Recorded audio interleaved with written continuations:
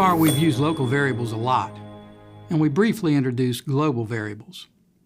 Well, there's a third kind of variable, the persistent variable. A persistent variable is a local variable, so it's only visible inside the function in which it's defined. But its value persists across function calls.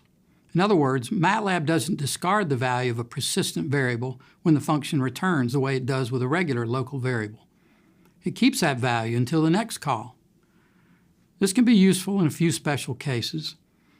For example, when we need to know how many times a function's been called. The only other way to do that would be to use a global variable, but it bears repeating that we're discouraging you from using global variables until you've gained a lot more experience. And even then, many times all you need is a persistent variable. And they don't cause the mischief that those sneaky global variables do. So let's see how to use persistent variables. Here's our first function that uses a persistent variable.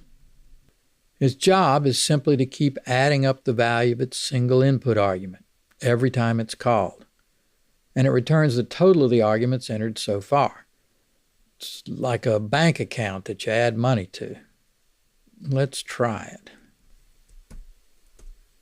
Okay, we started by adding 3, and the total in our bank account is 3. Let's add 5 more.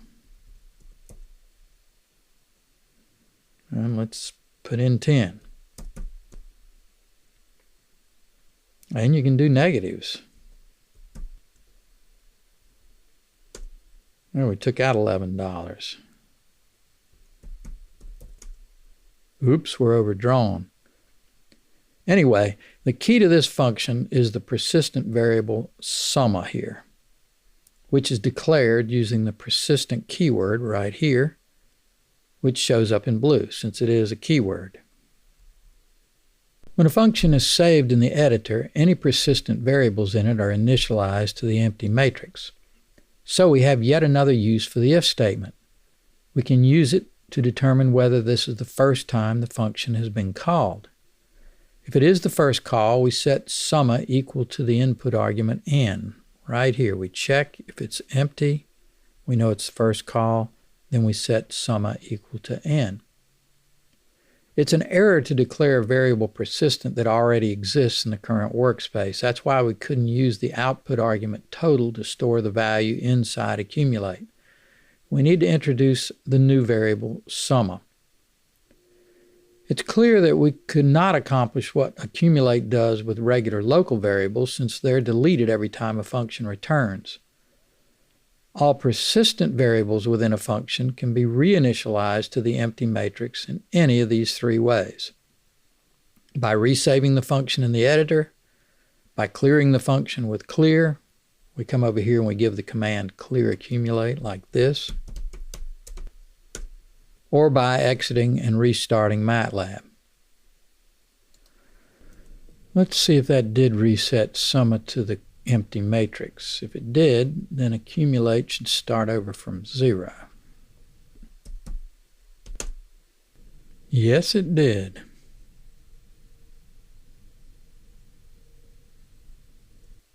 So now you know how persistent variables work. But you know what a persistent variable would be just perfect for? Remember when we were saying that maybe we should add an error message to mult table that says, what part of positive integer do you not understand? You know, when the user keeps doing it wrong over and over. Well, we said we wouldn't do it because it would be mean. But now that we know how to count things with persistent variables, it's just too tempting. Let's try this version.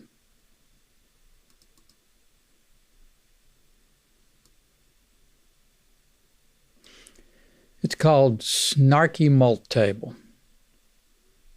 And it uses a persistent variable right here. It's called error count. We're going to let you study it on your own, but let's try it out. We'll give it correct input, and it looks like it works just fine. And now let's give it some incorrect input. We gave it 3 minus 2 before. Well, that's what the non-snarky version did when we gave it a negative number. Let's try the fractional number. That's also the non-snarky response. Let's try that vector. Okay, now we're in snarky land. What part of positive integer do you not understand? The user has made 3 mistakes in a row. It calmly handles the first 2 errors and then unloads on the user at the 3rd one. You can do this sort of thing. It might even be kind of satisfying. But we know better, don't we? We should be nice. Go ahead and look at this function to see how it works. There's a couple of interesting things in here. Here you see we put an if statement all on one line by using a comma here. Here's an inline comment. Let's see, down here we check if we've actually had 3 errors. That means we give this nasty error message here. We set the count back to 0 to get started all over again. So the next error, the user gets the non-snarky response. So you can do this. You shouldn't, though. Well, we'll end lesson 5 now, and we should probably take a little time to wrestle with our consciences before we write another function.